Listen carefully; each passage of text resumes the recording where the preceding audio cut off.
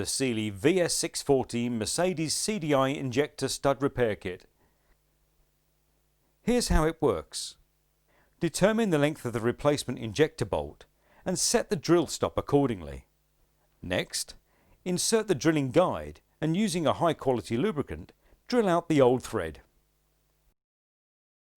Once the desired depth has been achieved, remove the drill and repeat the operation using the step drill bit.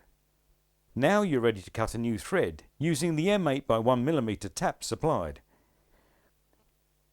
Then lightly oil the threads of the thread insert fitting tool and fully screw the thread insert onto it.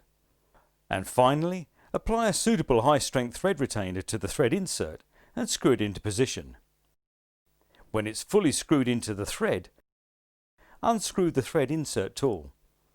Allow the thread retainer sufficient time to cure. Then you're ready to reassemble your engine.